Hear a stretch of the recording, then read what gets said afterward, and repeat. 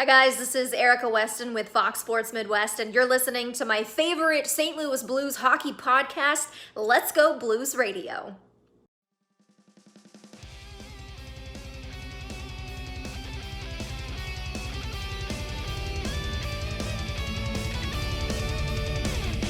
Hi there everyone, I'm Haley Wickenheiser, and this is Let's Go Blues Radio, Past to the Future.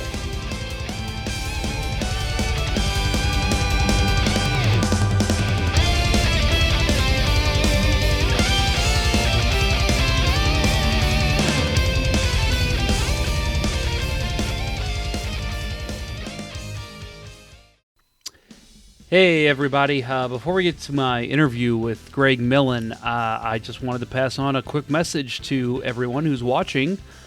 First of all, hope you're staying safe and healthy during these strange times, these uncertain times, or whatever the proper terminology is to use right now that we're hearing every company use ever, and it's really annoying.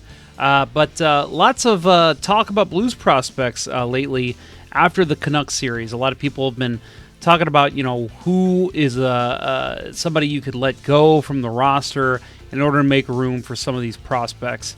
I'm here to tell you before this interview that you're about to watch, we've had a lot of great talks about Blues prospects on past shows. That includes Klim Kostin, Mitch Reinke, Nico Mikola, Scott Perunovich, Tyler Tucker, and much more. And there is more to come as well that we have not released every single one that we've had conversations about with people who are in the know about these prospects, guys that cover them on a daily basis. So if you have not heard those episodes, just check out the past podcast episodes for info on all these Blues prospects, guys you'll probably see on the team next season. We'll probably revisit a lot of these names throughout the offseason as well, as we'll have an episode every week. No matter how long this offseason goes, we don't know, December, January, whatever, we will have a new episode every single week. Past the future episodes like this one, we'll have a couple more of those, as well as just general discussion episodes. Kurt and Bill will join me for some of those, as well as other friends of the show, other podcasters for the St. Louis Blues, and then also just other friends that we've had on the show in the past that we will be including, just to be able to release episodes with relevant content, give you plenty of Blues talk during this off season, and obviously we'll be having live shows with all the big news that comes out about, UFAs, RFAs, goaltending, trades, anything that happens in the offseason. We'll be releasing new episodes that are live that you can participate with us in. But no matter what, there will be a new episode every single week. So make sure you stay tuned for those. Just follow us on YouTube and Facebook for the videos.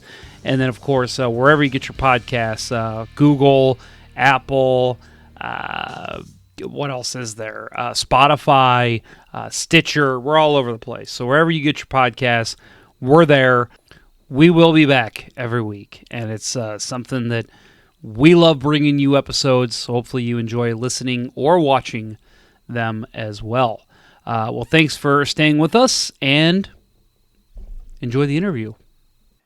And this is Let's Go Blues Radio, Past to the Future. Today we're working on our past segment here, and I'm joined by a former Blues goaltender.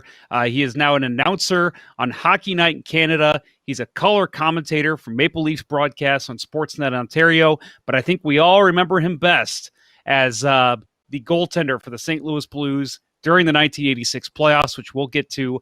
Greg Millen joins the show. Greg, thank you very much for joining today. Oh, my pleasure. I always love connecting with my old home in St. Louis, so it's always a lot of fun. How often do you make it back here?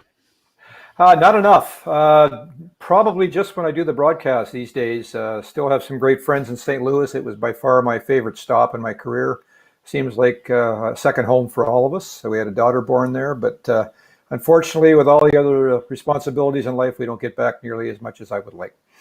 No, you have a very busy schedule with Maple Leafs games and especially working hockey night in Canada. I'm sure most of your games are held in Canada there when you do that. So, but it's always good to hear from Blues alumni. Again, we always have the Blues alumni boxes filled almost every single night there's a game. Who do you talk to the most that still lives in the St. Louis area? You still talk to Bernie and all them? Well, Bernie's my old roommate for almost the entire time I was at St. Louis. So we always have a visit. Of course, Bernie's in the media business also, so it makes it quite convenient to catch up with him. Uh, it's funny enough, I ran into Brian Sutter about a year and a half ago at his farm. I was speaking out that way, so that was a wonderful catch up. Dougie Gilmore, I do see around the Toronto market once in a while, but as for St. Louis, it's always Bernie. Oh yeah, And Darren yeah. Pang. Let's not forget Panger too. We consider him Blues. We'll consider him Blues Yeah, alumni. He's adopted. I think now that he's with the Cup situation, I think we can do that. Yeah, absolutely. He's definitely been adopted into the Blues family. He in the Winter Classic, the alumni game, he played for the Blackhawks, and it was so funny talking to people on the concourse that were like, "Wait, why is Darren Pang playing for the Blackhawks?" I'm like, well, that's where he played in his career, and nobody knew that. They all just assumed he was just a Blues guy. So, gotta love it. Darren Pang, definitely a member of the Blues family now. Yeah, just to interrupt on that, we had a great playoff, the two of us. We played against each other, and Panger was at the other end, and he had a real good series, actually. But the good guys won. Sorry about that. That's right. Yeah. Man, Darren Pang had a great series in goal, huh? I'm sure he doesn't talk about his good games that much. Oh, he'll tell you that one if you ask him. Just give him some time. We'll have to get him on for sure. So I want to talk to you a little bit about your career before you came to St. Louis, first of all. So you were selected 102nd overall in the 77 draft by the Pittsburgh Penguins. First played in 1978-79, 20 games as a rookie, or 28 games as a rookie. When you came into the NHL, obviously you had already played a bunch of important games in your career, but nothing more important than stepping onto the ice in the NHL for the first time. Do you recall that day and what was going through your mind when that happened? You're going to laugh. I barely recall it, like a lot of players. It's interesting. I was basically out of hockey when I came to the year before. I was released everywhere in the International Hockey League and everywhere you could think of. Went back home at Christmas and enrolled in university. Was going to play Canadian university hockey. And at the time, if you did that, you were pretty much finished. I got a call from the Sioux Greyhounds. A guy by the name of Wayne Gretzky called me up. Not Wayne, but Angelo Babacco, but Wayne Gretzky was on the team as a rookie. And so I thought, well, I might as well go up there. It sounds like a good time for a half a year, and then I'll go to school the next year. Well, thanks to Wayne and a pretty good hockey club, I had a lot of success that year as a team. And then the next year, I was in the NHL playing for Pittsburgh. So the long and the short of your answer is I was out of hockey, ended up playing in Pittsburgh, got a great chance by Baz Bastien, and at the time, the late Johnny Wilson, and ended up playing 28 games that year. I think my first game, I got blown out, if I remember correctly. I'm not quite sure about this. Got pulled into the office from Baz Bastien, and he was about to send me to the American Hockey League. I'm pretty sure of it. But he grabbed a swivel chair to illustrate that he had to hold on to the short side in goaltending, and he fell behind his chair. The swivel chair took off on him. And at that point, he just said, "Get out of here, kid." So I think if he would have fallen, they would have ended up the minors. But the good news is he fell, and I stayed up with the big team and ended up playing a fair bit that year. Wow, that's some luck right there. You gotta love hearing that. It's pretty good. We all had a bit going in, yes, for sure. Wow. So you mentioned Baz Bastien. That was going to be my next question for you. In June 1981, something happened that you will never see happen again because of the way the social media age works. You were signed as a restricted free agent by the Hartford Whalers. Pittsburgh could have matched, but GM Baz Bastien was on vacation and he was unaware that you had signed. The deadline to match passed and you went to Hartford. Walk me through that. That had to be a very strange situation, even before the digital age. That's very odd. You don't hear that often. Well, the St. Louis connection is Larry Plow. Larry Right. was the general manager in Hartford at the time, a brand new general manager, and they were looking to retool things. And I had a fun series before that, of course, with Pittsburgh playing against the Boston Bruins at the time. And so Anyway, to make the long and the short of it is, Larry asked us, I believe it was just around the draft, they came up with an offer. And we told Hartford that that's fine, but we owe it to Pittsburgh to go back to them first because they gave me my start in my career. I didn't really want to leave Pittsburgh. And Larry was very kind about it. He said, you go ahead and do that. And if it doesn't work out, we'd love to have you. So we did send the offer back to Pittsburgh and said, and the story is that Baz didn't really believe us. He thought we were bluffing. And then he went golfing. We didn't hear from Pittsburgh. And I remember on a Sunday, I got a call in the morning from my agent, who was basically a criminal lawyer at the time from the Sioux, who I met, Frank Caputo. And he said, well, they want to sign us and we haven't heard a thing. And Hartford's called back. I said, well, I guess we got to sign. Pittsburgh obviously doesn't want me. So that day we jumped in a plane, went through New York City, ended up running on the tarmac, if you can believe this. Could you imagine doing that in this day and age? To catch the next plane. Ended up in a small prop job to get to Hartford from New York. Signed that night on a Sunday night, had dinner at Larry and Wendy Plo's house. And then the Monday morning, I got a call from the president of the Pittsburgh Penguins, the late Paul Martha, and he said, I heard you just signed. And we said, what do you mean you heard? We told you. He said, well, nobody told me this. He said, what if we offer you a U.S. Steel? I said, I'd love U.S. Steel, but it's too late. We've already signed. And that was the end of the story. And the president never found out from the manager. The manager never told anybody that we had an offer. Wow, that's an even crazier story than what I had read. That's nuts. Yeah, and Eddie Johnson was the manager, who I still see with the Pittsburgh Penguins, and he was our coach then, not our manager, our coach, and he was devastated. I had a real special relationship with E.J. Johnson because he helped me, being a former goalie. So that was a tough move for me, and really didn't want to do it at the time, but that's what happened. Obviously, you went on to play for some pretty good teams, again, in St. Louis as well, and the 1986 team comes to mind. But when you look at Pittsburgh and the way that they grew with Mario coming in and Jaromir Jagr later, is there any kind of regret on your end for not just, saying, sorry, Hartford, I'm going to stick in Pittsburgh? Well, I didn't have a choice because they never got back to me, and there was a lot of money involved. The other side of the story is the year going into my option year in Pittsburgh, I had Alan Eagleson, and he recommended that I sign. I was making $40,000 at the time in the National Hockey League, and I played 60 games in my second year.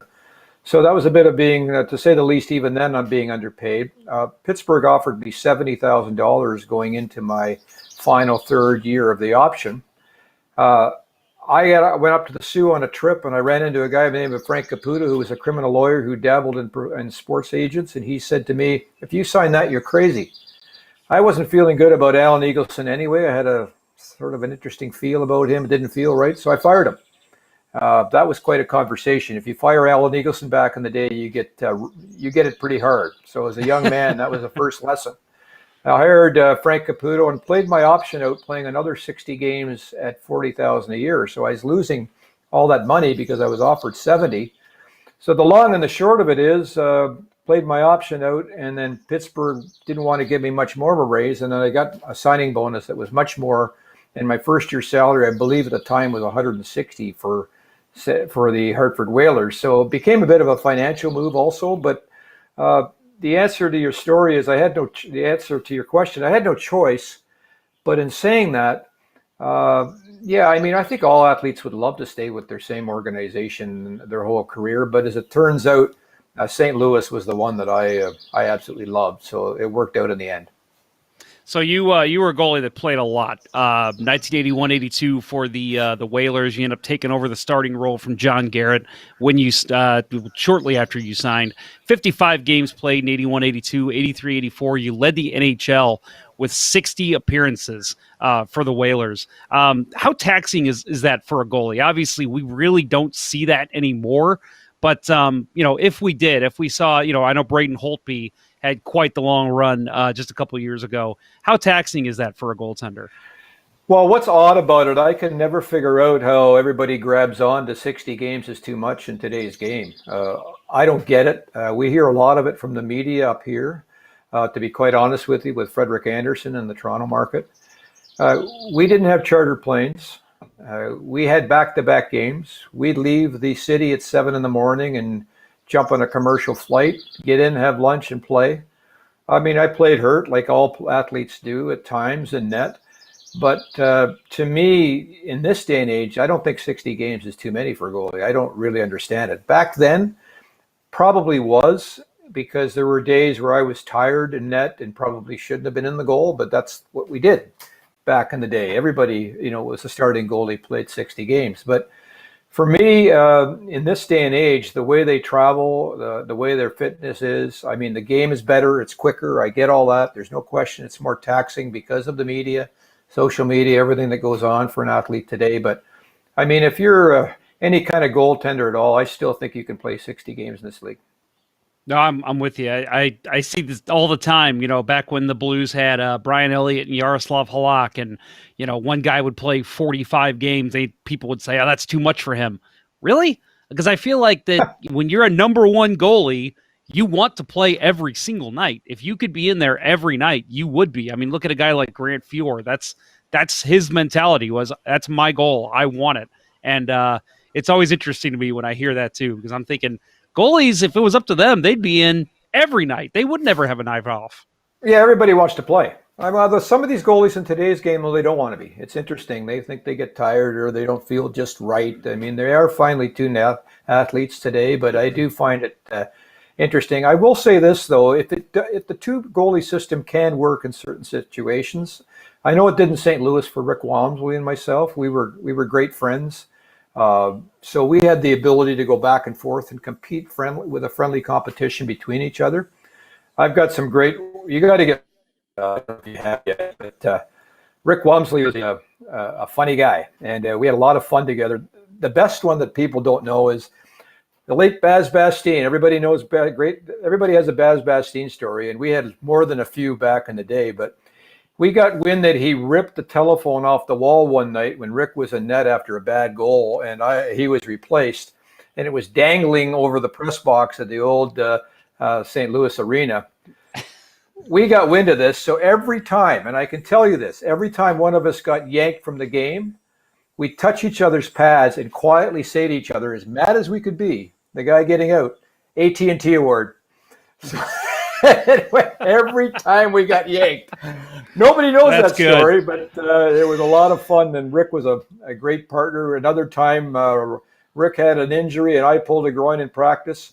The old sauna was right in the middle of our locker room, and it had a little tiny hole about this big in it. Jacques Demers came storming in the room looking for his goaltenders for practice because we had both left the ice, and we were in the sauna watching him look over the room, giggling like crazy as the team didn't have a goalie. So we had all kinds of great times and stories together. Rick would be a fun guy to get on. He's got some dandies. Yeah, that sounds like, I've always heard different stories from Rick Walmsley, and getting him on and hearing them from the man himself would be quite interesting. Yeah. So let's talk about that. You come to St. Louis February 21st, traded with Mark Johnson for Mike Liut and Jorgen Pettersson. And Bernie Federko, in his book, he talks about how Mike Liut was basically moving him was a bad call. Mike Liut's one of the best goalies of all time.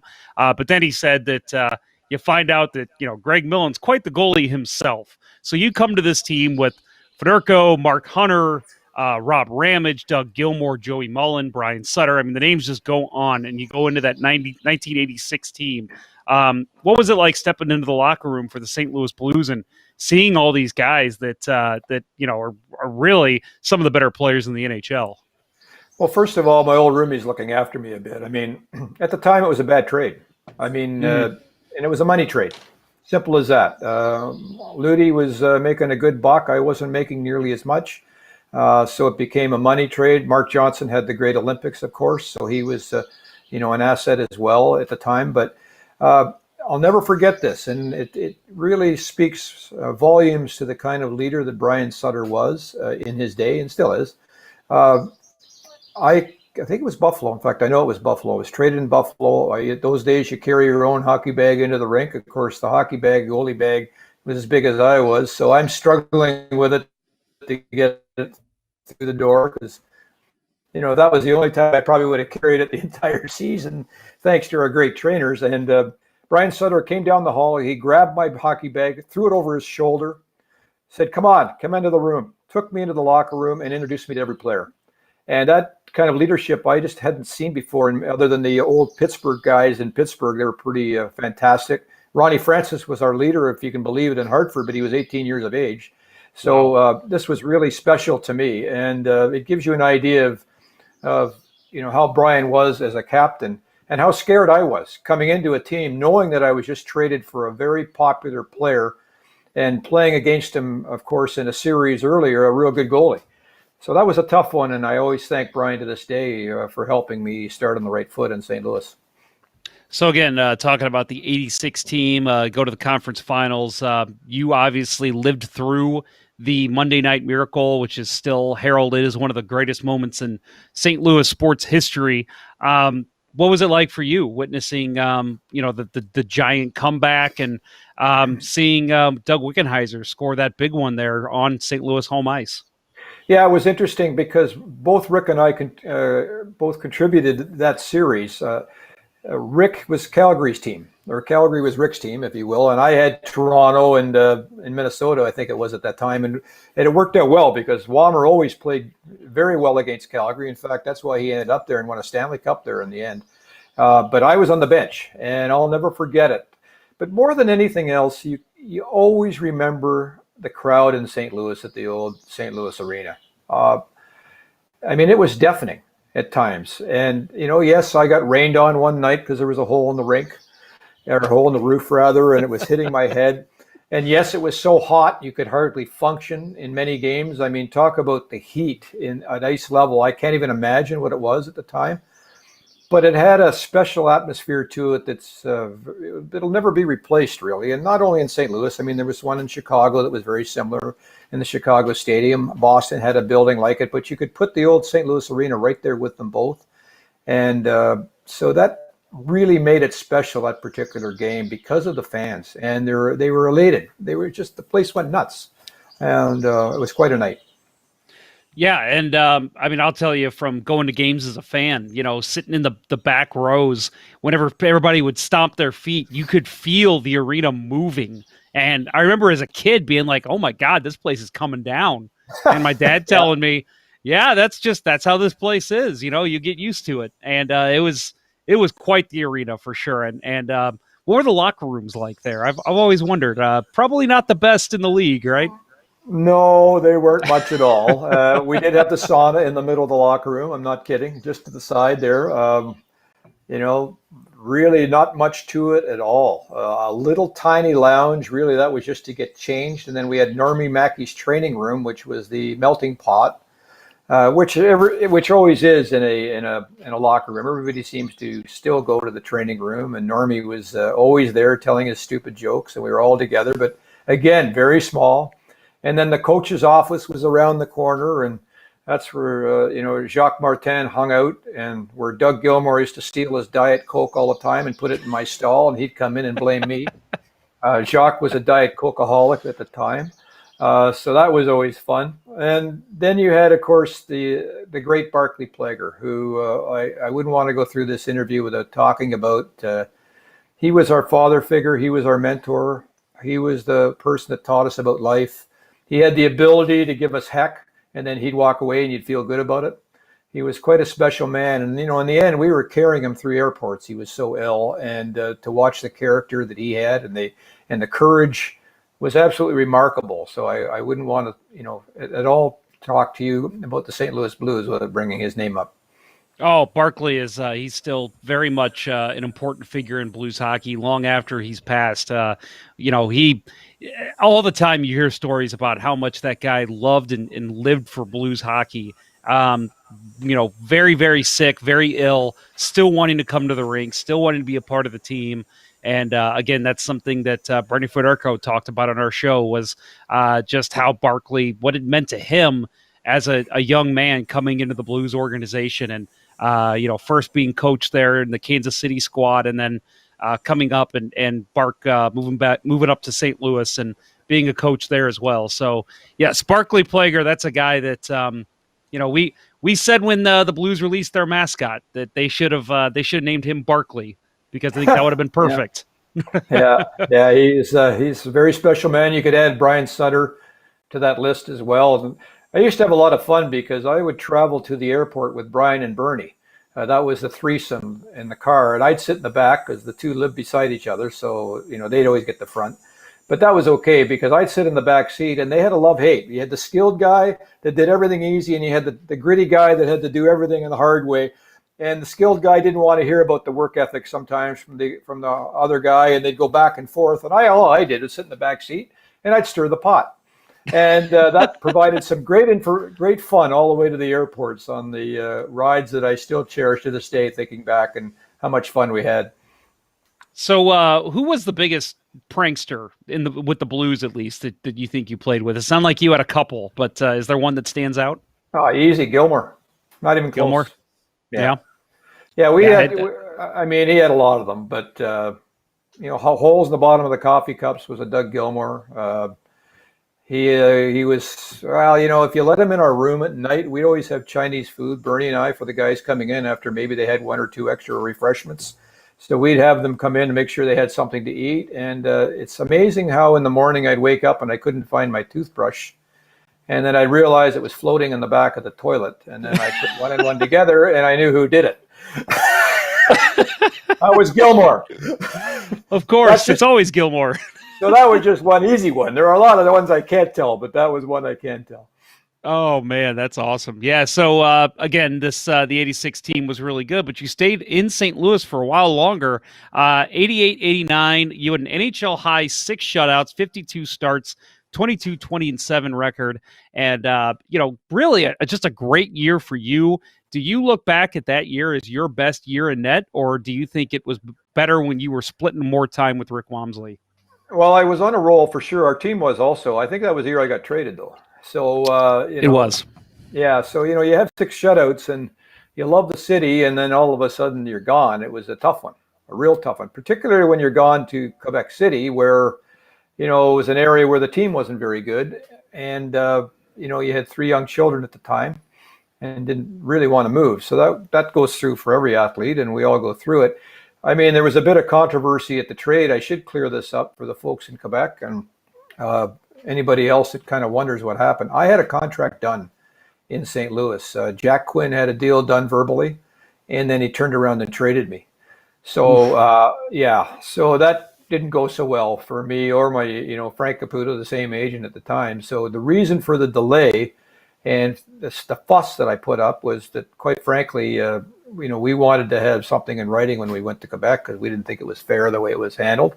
And in the end, I would have stayed in Quebec if I wanted my family to learn French. It would have been a great opportunity for the kids and so on. But they had such a horrible team, and I was at the stage in my career where I couldn't help them, and I wanted to try to win. So that's why it didn't last very well in Quebec City, although the perception was always I didn't want to go there. I didn't want to go to Quebec. I didn't want to be in French Canada. Really not true at all. But, of course, a lot of those stories couldn't be told publicly at the time. Oh, of course not. No, that's, and the man you are, I doubt that you were pitching a fit just about playing for a certain team. So I'm sure that it was all about the contract and the way it was handled. I mean, those are the kind of things you don't hear about until long after. Well, I appreciate that. But, I mean, it just, and, sometimes things happen in contracts too, where, a trade comes up and, I just thought that they should honor it. It wasn't so much the trade. It was the deal that was done. That's all. And it worked out. Yes, yeah, it worked out. Blues end up getting Jeff Brown, and you move on with Tony Herkis. And again, I told you this off air that I wanted to have you on after I talked to Jeff Brown because my favorite part of the interview was when he talked about that trade, how he was back in Quebec taking shots from the point in just a warm-up or a practice, and you had seen it and said, that's the kind of guy we need. Turned around, you get traded for Jeff Brown. I mean, it's funny now. We can look back and laugh now, I'm sure, but I'm sure there was a lot of frustration and anger when that happened. Not really. I mean, it was kind of funny at the time because don't forget, I mean, I drove with Brian Sutter for, a couple of years. He was a very good friend. And now he's my coach. So I'm sitting beside a friend / coach, just the two of us on the Quebec bench. It's maybe something you wouldn't say to every coach, but I could because of the situation. And I said, geez, Brian, we got to get that guy. I mean, we do, our power play. Wouldn't he be something? And he said, yeah, you're right. And 2 weeks later, the deal was done in New York City, and I get called in by Brian. And he says, I got news for you. You really like that Brown, huh? I said, yeah, I do. He said, well, we just traded for him. I said, that's great. Fantastic. And then he said, no, they traded. It was for you, though. So to make matters worse, I mean, remember, there's no social media back in the day and everything else, and this didn't happen. There was some confidentiality involved. You at that point in life, you had a chance to tell your wife first before it got out in the media, unlike today. So I call my wife back in St. Louis, and she answers the phone, bonjour, because Jack Quinn's daughter was in the media business, and he broke the news before my wife found out about it. So that didn't make me very happy either at the time, based on the contract situation. But that's how that went down. So she knew before I did, basically. And sounds like she has a good sense of humor about it, though. Well, yeah, I don't know if there was some sarcasm involved in that or not, but anyway, that was interesting. And I mean, trades happen, and you sign up for that. But it was just a funny story that you look back on now. And by the way, another great trade. I mean, the Blues made one bad trade getting me and a really good trade getting rid of me with Brown, because he turned out to be a heck of a hockey player. Yeah, Jeff Brown, still to this day, one of the best Blues defensemen to ever wear the note. So speaking of defensemen, though, I wanted to ask you, of all your time and in all the NHL, not just St. Louis, who was probably the best defenseman you think you ever played behind? Oh, boy. I mean, I don't like to do that because it sort of eliminates other players, but I can give you, I mean, Rammer was great in St. Louis for us, stay-at-home guy, tough guy, worked hard, competitive as can be. So, I mean, he'd be certainly there. I mean, in Chicago, Doug Wilson, now a Hall of Famer, fantastic. You go back to the Pittsburgh days, and I had some old school guys, but I also had a guy by the name of Randy Carlisle, Norris Trophy winner. So I had my share of pretty good defense in front of me, thank goodness, because I couldn't stop anything. So that was a good thing. Oh, I don't believe that for 1 second.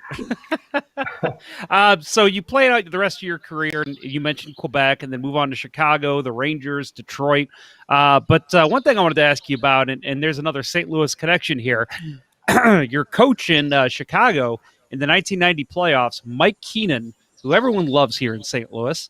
He played, and I'm being sarcastic, of course, he played 3 separate goalies in the run to the semifinals that year.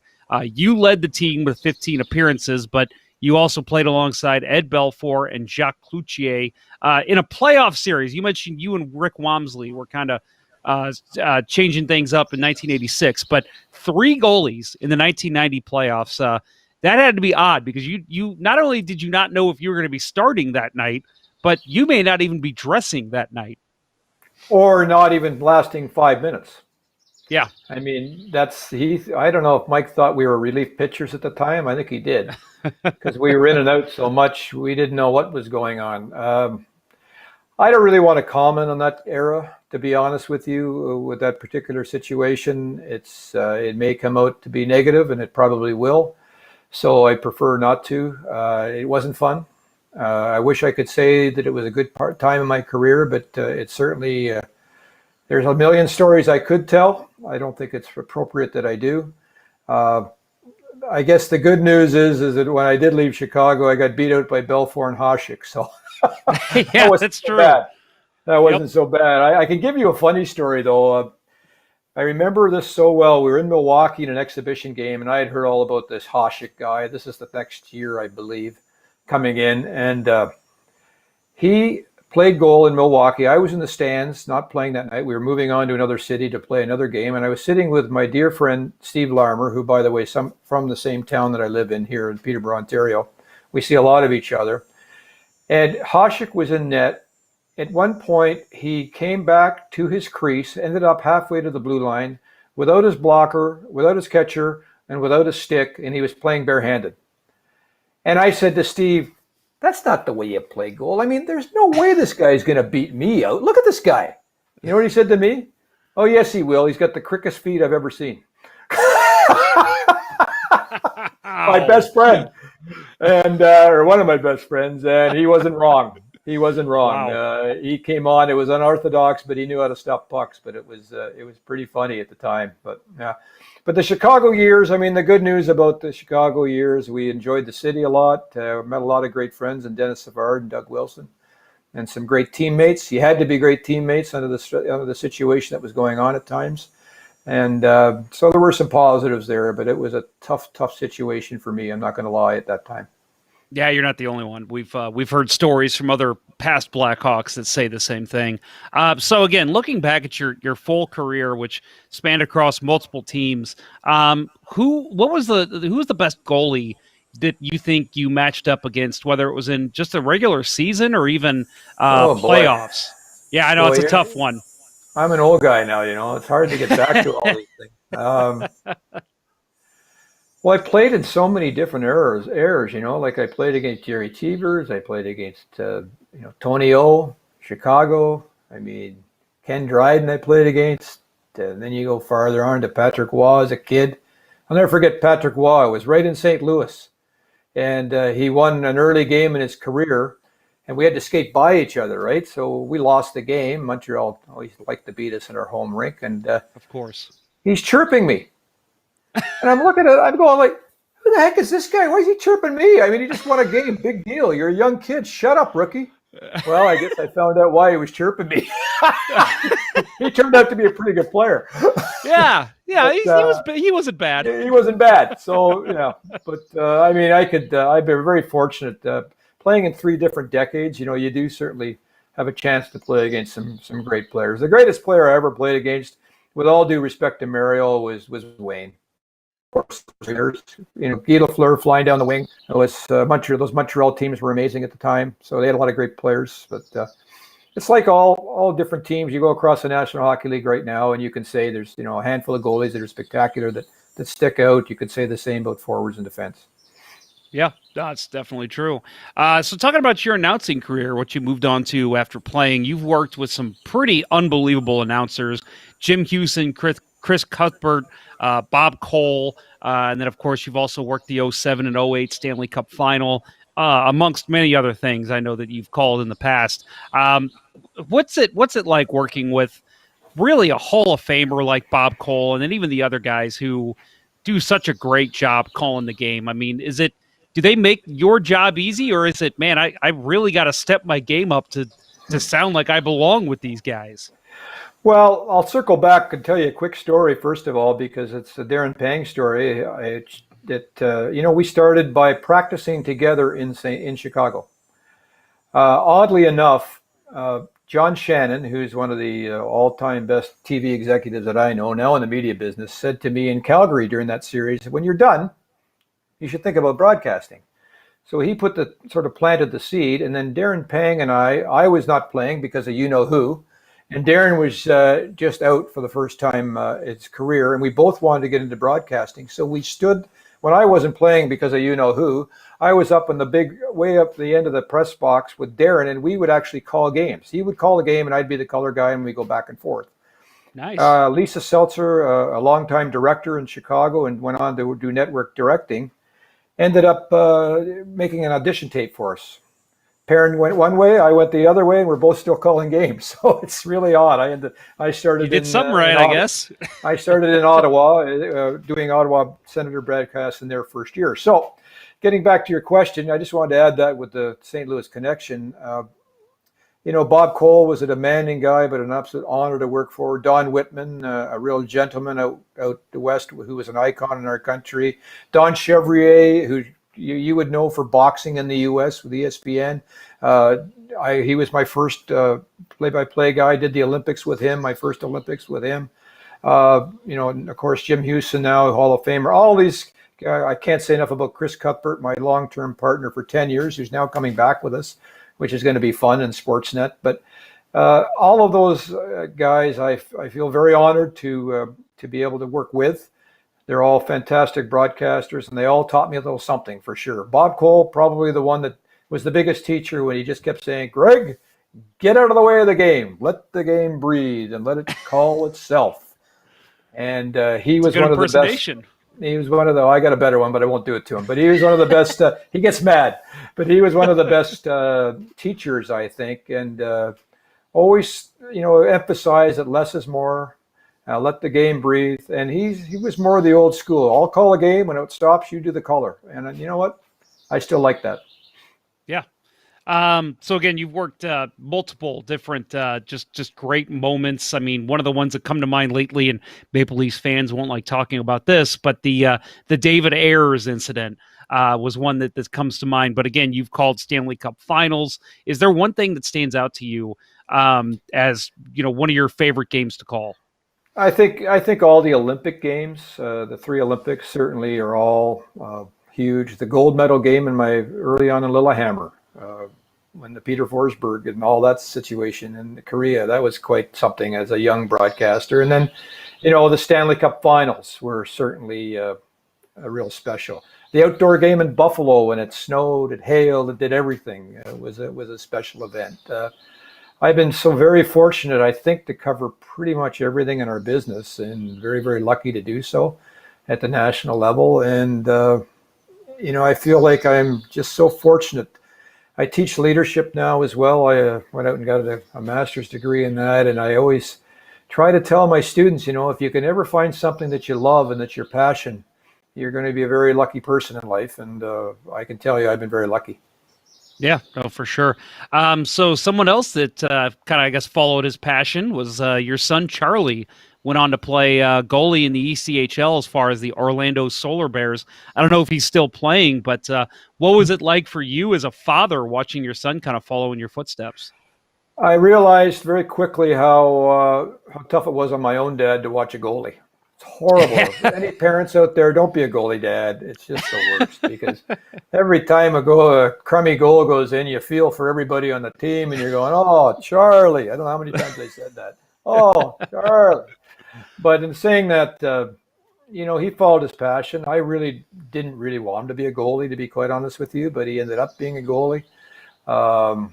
Really loved it. He's finished now. He's now in sales in Ottawa, and he's actually trying to be a ref. He's been to the NHL Combine. So that's an interesting combination, being an old goalie to a ref. We have quite a few in the NHL, by the way, but he would love to do that, but we'll see. But in the meantime, he's enjoying his new life. He quit on his own, which I was thrilled about.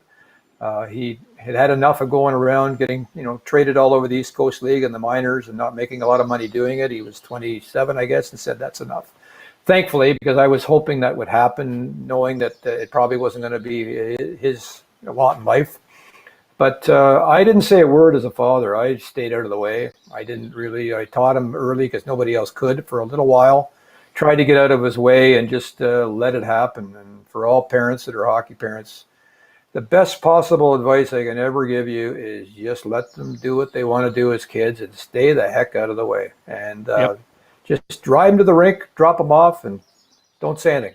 They ask you a question, fine. And I was fortunate enough that I had that relationship with Char.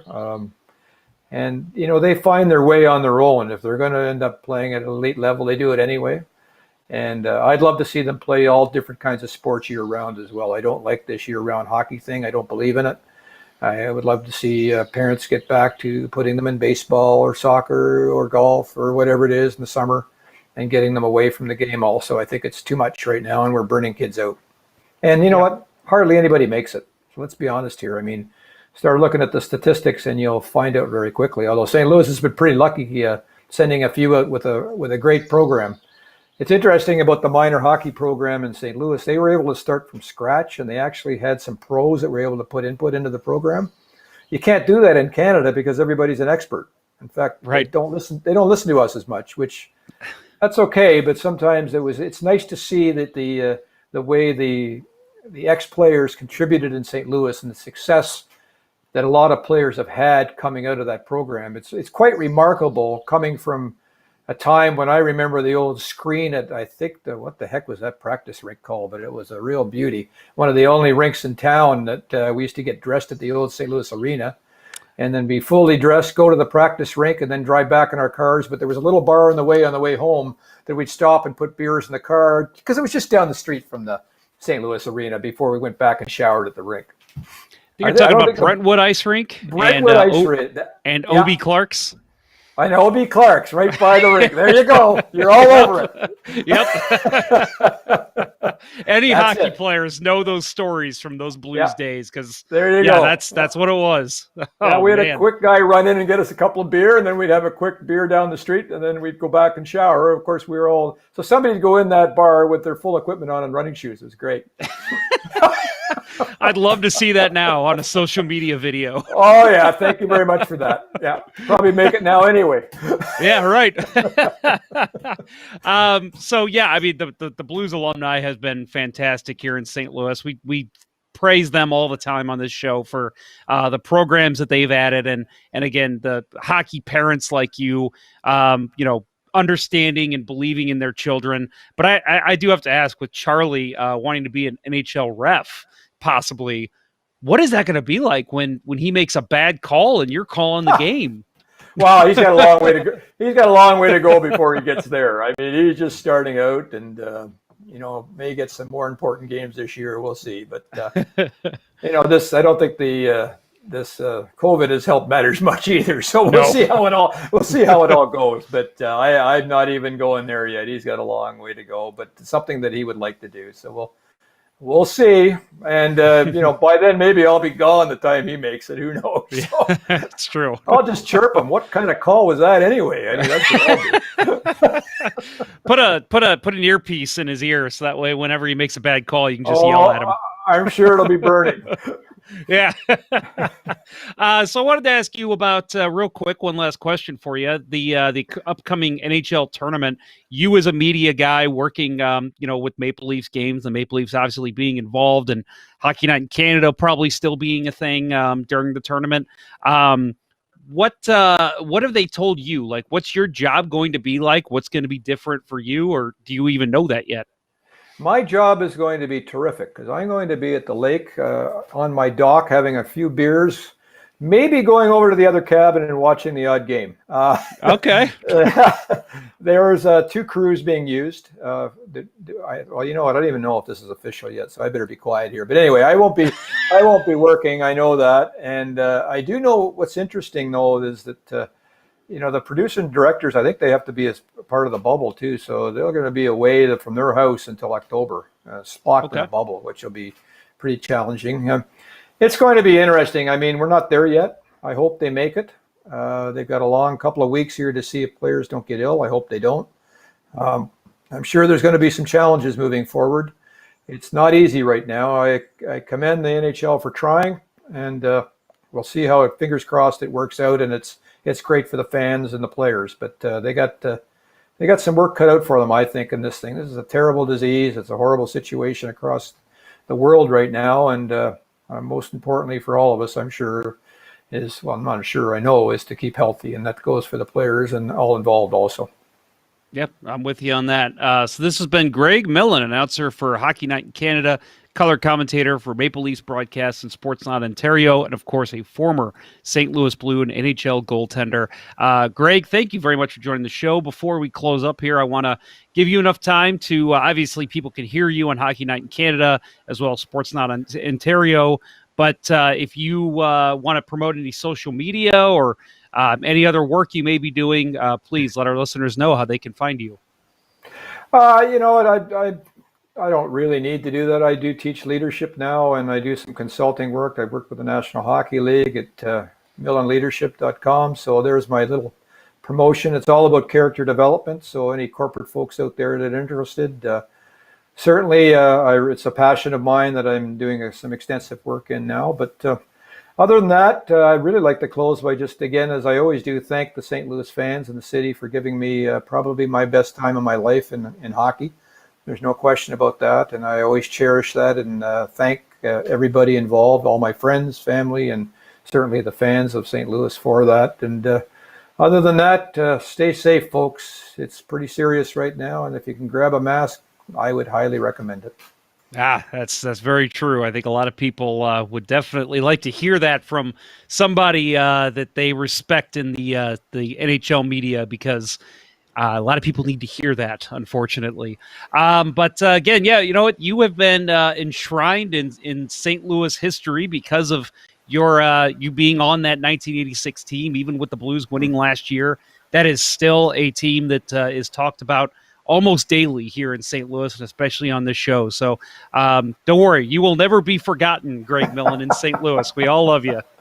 Well, I feel the same way. That's very kind of you. And congrats, too, to last year's team. We were all loving it, believe me. Any former St. Louis Blues, no matter where you were pretty excited, and particularly excited the way the city was watching all the activity afterwards. That was spectacular to watch and thrilling for all of us.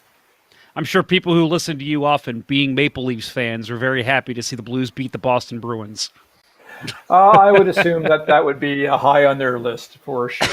All right, well, Greg, thank you. I'm not a fan, so I just call games. But yeah, I'm sure our Leaf Nation would have liked that one. Oh yeah. We heard from a couple Maple Leafs fans that tuned into a couple of our shows, and they said, "Thank you for beating Boston." I was like, "Hey, we were happy to do it." Yeah, I'm sure you were. Yep. All right, Greg, thank you very much for joining the show. Again, everybody, that is Greg Millen, and you can hear him on Hockey Night in Canada, as well as Maple Leafs broadcasts on Sportsnet Ontario. Thank you very much, Greg. Appreciate it. My pleasure. That was fun.